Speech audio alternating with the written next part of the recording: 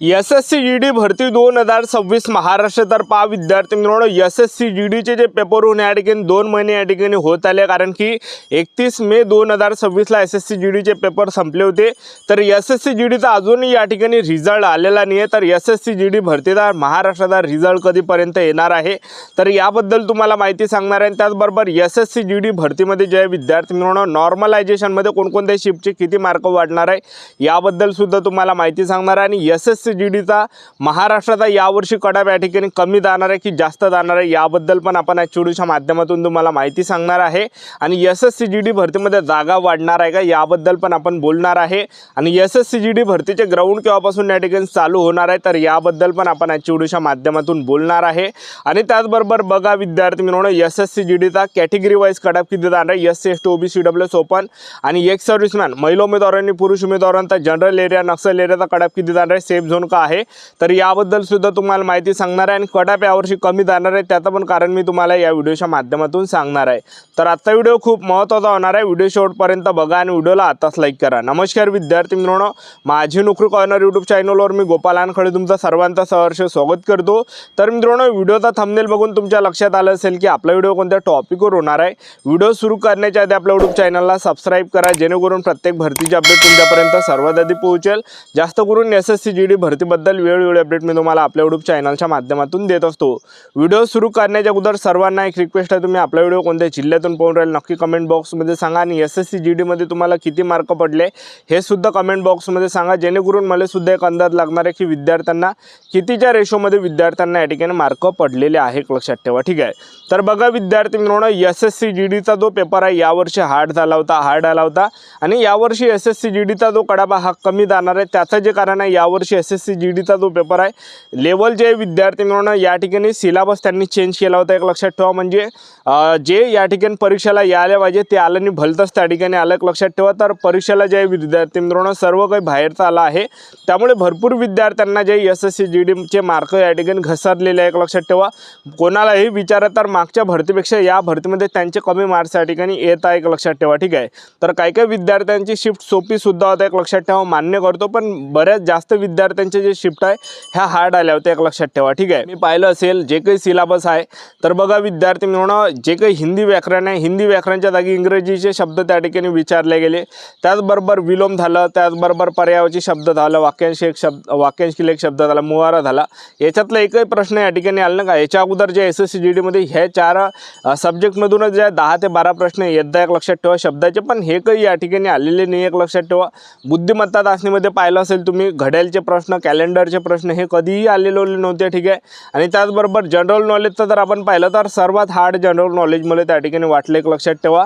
तर अशा प्रकारे पेपरचा या ठिकाणी लेवल होता आणि रिझनिंग ठीकठाक होतं। ठीक आहे, रिझनिंग मी समजू शकतो की 20 पैकी 16 तर प्रश्न या ठिकाणी प्रत्येकाला एकदा असं काही सोपी होतं रिझनिंग। ठीक आहे, एवढं काही हार्ड नव्हतं, फक्त 3 ते 4 प्रश्न असे होते की ते कन्फ्यूज करणारे होते, एक लक्षात ठेवा, त्याला टाईम जास्त लागेल असे प्रश्न होते। ठीक आहे, तर त्यामुळे काय झालं आहे, महाराष्ट्राचा जो मार्क आहे तर ते महाराष्ट्राचा जो जे विद्यार्थ्यांना जे मार्क आहे हे कमी पडलेले आहे, एक लक्षात ठेवा। आणि त्याचबरोबर बाकी जर आपण या ठिकाणी पाहिलं, याच्या अगोदर यूपी, बिहार, मध्य प्रदेश, राजस्थान, त्याचबरोबर दिल्ली, तर इकडले हे काही हिंदी स्टेट आहे, मध्य प्रदेश, इकडले जे काही हिंदी स्टेट आहेत त्यांना जास्त मार्क दरवर्षी पडत असते, म्हणजे 140 150 त्यांचा आता स्कोर त्यांचे मार्क्स या ठिकाणी बनते 160 पैकी, पण त्यांना पण जे विद्यार्थी मित्रांनो यावर्षी 120 ते 125च्या दरम्यान या ठिकाणी मार्क पडत आहे, एक लक्षात ठेवा। तर त्यामुळे सरळ असर जो आहे जे विद्यार्थी मित्रांनो हा कटापवर जाणार आहे, कटापवर या ठिकाणी असर पडणार आहे। त्यामुळे महाराष्ट्राचा जो कडापा हा कमी जाणार आहे, कारण की एसएससी जीडीचा जो कडापा ऑल इंडियाने लागत, स्टेट वाईज कडापा या ठिकाणी एसएससी जीडीचा लागते,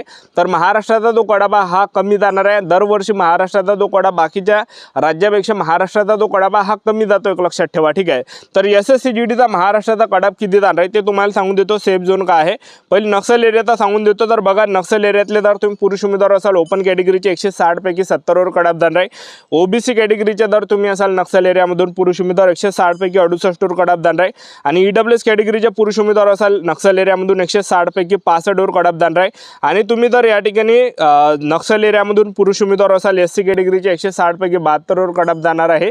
आणि त्याचबरोबर तुम्ही एसटी कॅटेगरीचे असाल पुरुष उमेदवार 160 पैकी 65वर कडाप जाणार आहे नक्सल एरियाचा, एवढा काही कडाप जाणार आहे, एवढा काही सेफ झोन आहे। ठीक आहे, त्यानंतर महिला उमेदवारांसाठी जर आपण या ठिकाणी पाहिलं तर महिला उमेदवारांचा जो कडाप आहे नक्सल एरियाचा, तर ओपन कॅटेगरीचा कॅटेगरीचा जो कडाबा हा 62वर जाणार आहे 160 पैकी। आणि त्याचबरोबर ओबीसी कॅटेगरीच्या महिला उमेदवार असाल तर 160 पैकी 57वर कडाबा जाणार आहे नक्षल एरियाचा।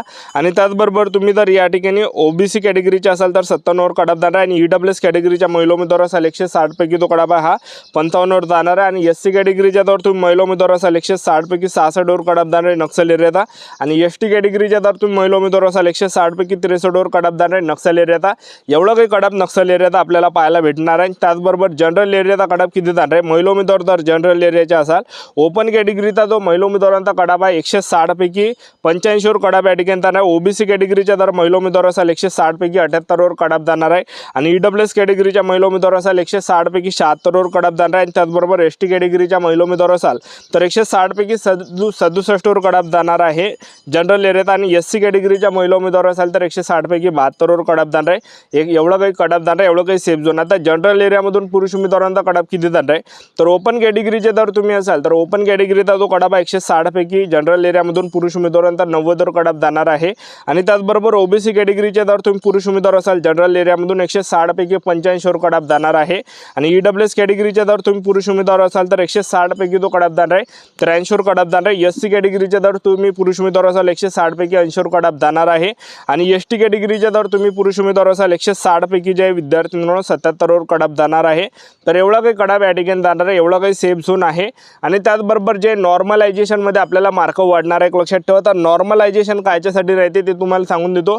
तर बघा विद्यार्थी मिळून ते जे शिफ्टवर या ठिकाणी डिपेंड करते। जर समजा तुमची हार्ड शिफ्ट असेल तर तुम्हाला जे विद्यार्थी मिळून जवळपास 15पर्यंत मार्क नॉर्मलायझेशनमध्ये वाढते।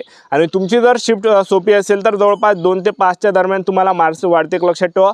नॉर्मलायझेशन हे कायच्यासाठी राहते, काही ज्या विद्यार्थ्यांचा पेपर कठीण आला त्यांचे मार्क वाढवण्यासाठी आणि ज्यांचा पेपर सोपा आला त्यांचे मार्क कमी करण्यासाठी याच्यासाठी नॉर्मलायझेशनची सिस्टीम राहते लक्षात ठेवा। तर एसएससी जीडीमध्ये आता कोणकोणत्या शिफ्टचे नॉर्मलायझेशनमध्ये किती मार्क वाढणार आहे, जर तुमची एकदम हार्ड शिफ्ट जर असेल तर नॉर्मलायझेशनचे जवळपास 10 ते 15 मार्क आपल्याला नॉर्मलायझेशनचे ऑटोमॅटिक वाढणार आहे। आणि त्याचबरोबर तुमची मीडियम शिफ्ट असणार आहे एकदम हार्डही नाही एकदम सोपी नाही तर नॉर्मलायझेशनचे 5 ते 10 मार्क नॉर्मलायझेशनमध्ये वाढणार आहे। आणि तुमची जर एकदम इजी शिफ्ट असेल एकदम सोपी शिफ्ट असेल तर 2 ते 5 मार्क आपले नॉर्मलायझेशनमध्ये या ठिकाणी वाढणार आहे लक्षात ठेवा, ठीक आहे। तर अशा प्रकारे आहे। आणि त्याचबरोबर एसएससी जीडीच्या ज्या जागा आहे ह्या वाढणार आहे लक्षात ठेवा। सध्याच्या कंडिशनला ही जी एसएससी जीडीची जी भरती हे 25,000 जागांसाठी चालू आहे। तर यामध्ये आणखीन 25,000 प्लस जागा या ठिकाणी इन्क्रीज होणार आहे वाढणार आहे। तर हे काही कारण आहे एसएससी जीडीचा कडाब कमी जाण्याचं। तर यामध्ये जे एसएससी जीडीची जी वॅकन्सी आहे टोटल 50,000च्या वरती जाणार आहे। तर 50,000च्या वरती ही वॅकन्सी होणार आहे, जागा यामध्ये वाढणार आहे। आणि एसएससी जीडी भरतीचा रिझल्ट कधी लागणार आहे तर एसएससी जीडी भरतीचा जो रिझल्ट आहे ऑगस्ट महिन्याच्या एंडिंगपर्यंत आपल्याला एसएससी जीडी भरतीचा रिझल्ट या ठिकाणी पाहायला भेटणार आहे। 15 ऑगस्ट ते 25 ऑगस्टच्या ज्या दरम्यान आपल्याला या ठिकाणी एसएससी जीडीचा रिझल्ट पाहायला भेटणार आहे।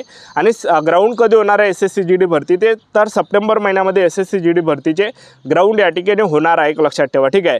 तर आपलं यूट्यूब चॅनल सबस्क्राईब करून ठेवा, व्हिडिओ अपडेट देत राहणार। आजच्या दिवस थांबतो, भेटणार नेक्स्ट व्हिडिओमध्ये। जय हिंद जय भारत।